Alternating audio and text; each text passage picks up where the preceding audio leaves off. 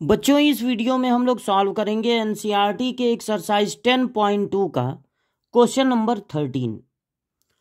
Find the direction cosine of the vector joining point A and B directed from A to B.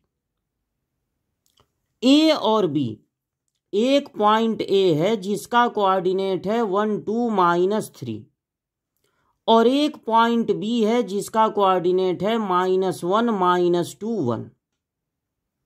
अब मान लीजिए यहां कहीं एक जगह ओरिजिन है ओ, तो जब आप ओ से ए को और ओ से बी को ज्वाइन कर देंगे तो ये कहलाएगा ए और बी का पोजीशन वेक्टर।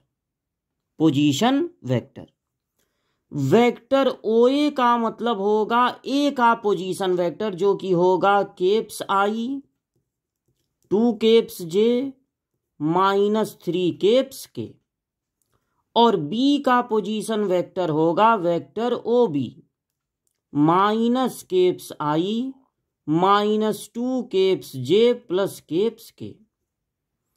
अब ए टू बी में अगर वेक्टर निकालना है, मतलब आपको फाइंड करना है vector A B. Vector A B find करना है। अगर आपको ए और बी का पोजीशन वेक्टर पता है तो वेक्टर ए बी को पोजीशन वेक्टर से कैसे फाइंड करते हैं? बाद वाले के पोजीशन वेक्टर में से पहले वाले का पोजीशन वेक्टर माइनस कर देते हैं। तो vector O B minus vector O A. अब इनको माइनस कीजिए, तो पहले वेक्टर ओ बी लिख दे रहे हैं -i -2 जे प्लस के, और जब इसको माइनस करेंगे तो इसका साइन बदल जाएगा -i -2 जे और प्लस में 3 के, तो ये हो जाएगा -2i -4 जे और 4 के। अगर आपको इस ए बी का डायरेक्शन कोसाइन चाहिए तो आप फाइंड कीजिए इस वेक्टर ए बी का यूनिट वेक्टर। किसी भी वेक्टर का यूनिट वेक्टर फाइंड करने के लिए उस वेक्टर को उसी के मैग्नीट्यूड से डिवाइड कर देते हैं। तो वेक्टर ए बी है -2 केप्स आई -4 केप्स जे प्लस 4 केप्स के, इसमें से 2 कॉमन भी ले सकते हैं। बाई रूट में देखिए मैग्नीट्यूड कैसे फाइंड करते हैं। रूट में आई के कोफिशिएंट का स्क्वायर यानी 4 प्लस जे के कोफिशिएंट का स्क्वायर 16, स्क्वायर करने पर माइनस प्लस में बदल जाएगा, और के कोफिशिएंट का स्क्वायर यानी कि 16। ऊपर से आप -2 कॉमन ले सकते हैं,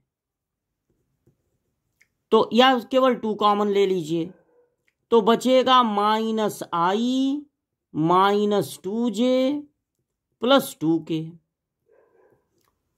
और अगर इनमें से 4 कॉमन लेते हैं 4, तो बाहर आके वो 2 हो जाएगा क्योंकि स्क्वायर रूट में से निकल रहा है, तो यहां बचेगा 1। 4 कॉमन लेने पर 4 बचेगा, 4 4 जा 16, 2 से 2 कैंसिल हो जाएगा। अब -i -2 जे प्लस 2 के अपॉन 4 4 8 और 1 9, 9 का स्क्वायर रूट होगा 3। इस 3 को 1/1 अगर तीनों के नीचे ले लें, तीनों के नीचे 3 ले लें क्योंकि होल अपॉन में है, तो जो आपको आई जे और के, ये जे है, का कोफिशिएंट मिलेगा जब आप किसी वेक्टर का यूनिट वेक्टर फाइंड करेंगे, तो जो आई जे के का कोफिशिएंट मिलेगा वही होगा उस वेक्टर का डायरेक्शन कोसाइन, यानी -1/3 -2/3 2/3। यही होगा इसका डायरेक्शन कोसाइन। अब आप ये जानना चाह रहे होंगे कि यूनिट वेक्टर फाइंड करने पर डायरेक्शन कोसाइन कैसे मिल रहा है, तो वो भी समझिए।